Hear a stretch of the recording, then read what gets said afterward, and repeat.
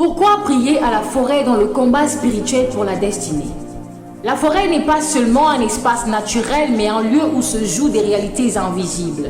Dans les Écritures, nous voyons que David a connu la victoire dans la bataille d'Éphraïm où la forêt combattit pour lui. Mais il y a un passage particulièrement révélateur. Juge 6, versets 25 à 26. Dieu ordonne à Gédéon de détruire l'autel de Baal et de couper l'Achéra, cet arbre sacré, pour bâtir un nouvel autel à l'Éternel. Ce texte montre clairement que la forêt n'est pas neutre. Elle peut abriter des autels démoniaques, mais elle peut aussi devenir un lieu de visitation divine lorsque les fils du royaume y élèvent le véritable autel de l'Éternel. Beaucoup de peuples et de familles portent encore aujourd'hui les marques de pactes ancestraux liés aux arbres et aux forêts. Dans le domaine occulte, la forêt est l'un des sièges les plus redoutables de l'activité satanique, my God. Ils utilisent la forêt, les arbres comme des portails pour invoquer des esprits territoriaux, et beaucoup reçoivent leur pouvoir en forêt à travers des rituels de sang et d'alliance. Ainsi, lorsqu'un chrétien ignore cette sphère, il peut vivre sans le savoir sous l'emprise de pactes passés dans les bois de ses ancêtres. Cela entraîne des blocages invisibles. Beaucoup de familles sont incapables de bâtir, d'aller de l'avant, d'obtenir leur percée prophétique parce que des autels forestiers réclament leur nom. Même des chrétiens fervents peuvent être ralentis dans leur destinée prophétique parce qu'un objet ou un nom a été déposé sous un arbre dans le monde spirituel. Mais la bonne nouvelle est que la forêt, comme toute la création, appartient à l'Éternel. Lorsque le croyant se lève pour prier dans une forêt de manière continue, les pactes de sang et les alliances familiales sont brisés. Les arbres qui parlaient contre une destinée sont réduits au silence. La saison spirituelle d'un homme est restaurée et il commence à porter du fruit comme l'arbre planté près des eaux. À l'échelle d'un quartier et d'une ville, prier en forêt régulièrement est une arme redoutable.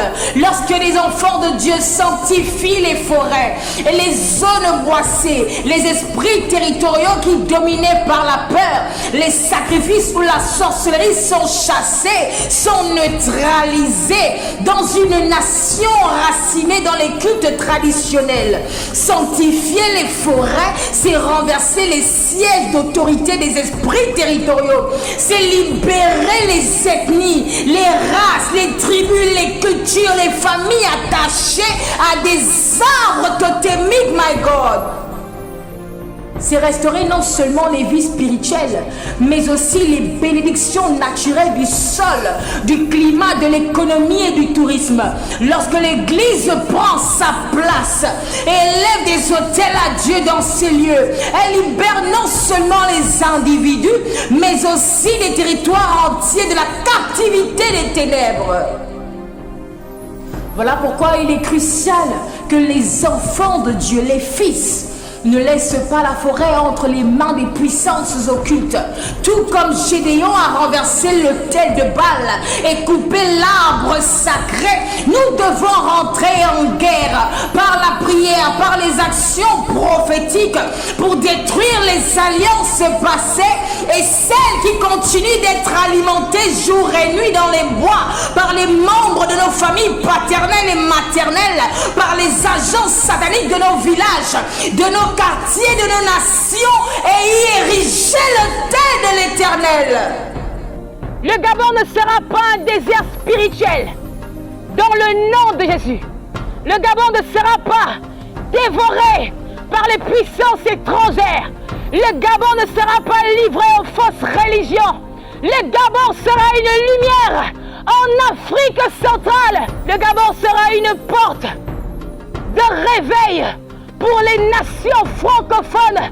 Le nom du Seigneur Jésus sera élevé dans les palais, les parlements, les rues, les familles, au nom de Jésus.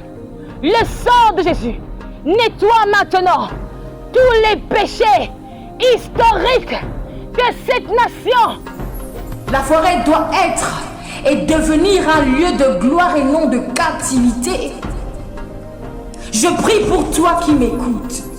Dans le nom de Jésus, le nom est levé au-dessus de tous les noms. Qu'en cette saison, alors que tu vas te lever avec la force que tu as pour te rendre dans les bois et prier au nom de Jésus, que les autels de Baal et les arbres sacrés qui réclamaient ton nom, ta destinée, soient coupés, brisés, déracinés au nom de Jésus. Et que tout ce qui t'a été volé ou enfermé dans les forêts te soit restitué. J'élève l'autel de Dieu, de la gloire de Dieu dans ta vie, dans ta famille, dans ton village, dans ton quartier, dans ta nation, dans ta ville. Et que les forêts de ton territoire deviennent par ta prière des lieux de visitation divine au nom puissant de Jésus-Christ. Amen.